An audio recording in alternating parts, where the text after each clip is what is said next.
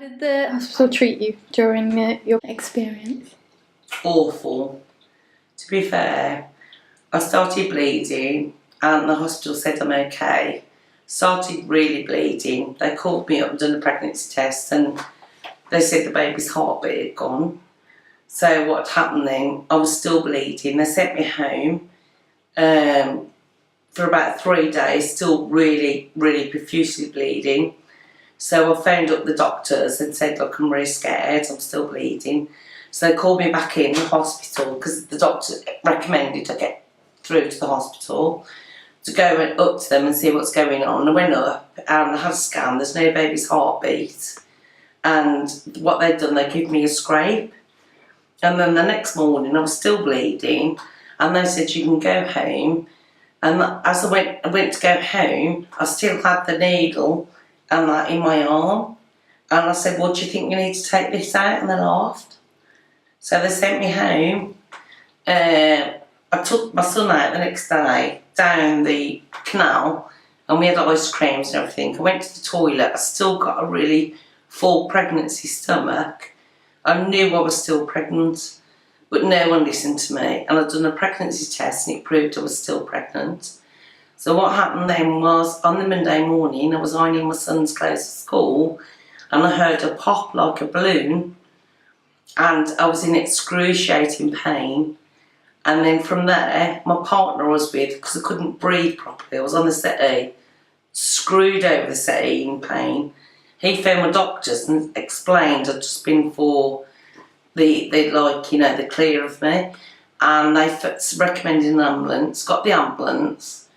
They went to put something up me and invert it in me and I screamed, got the cameras and they seen I had an ectopic pregnancy at 5.5 months. So what they'd done, they got whoever was in theatre, because my friend luckily worked in theatres, got her out or him out of theatre to get me in and got 1.5 litres of blood in my stomach. And they said I could have died and they filled me with morphine, everything. Woke up sort of the next day, absolutely from my chest down, black and blue, from where they'd done that, that treatment, the keyhole. They managed to get it out from there, but I was 6 months pregnant by the time that happened.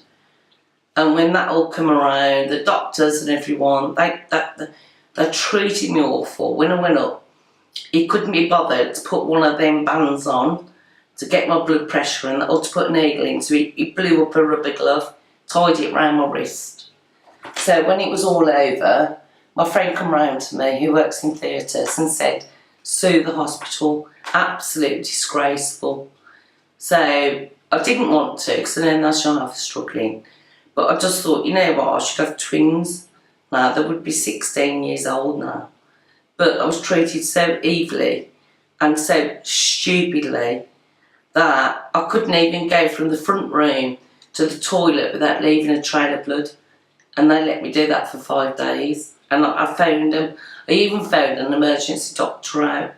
And he said, get to the hospital now. I'd lost that much blood, I was anaemic. So I did. I found up a solicitor in Solihull, a lady who was beautiful. And she recommended I absolutely sued the hospital for ill treatment.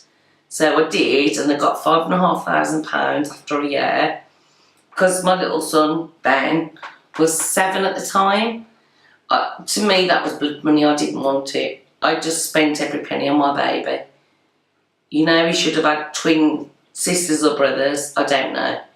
But I was so ill-treated, I just thought, no, I didn't want anyone else to go through what I did.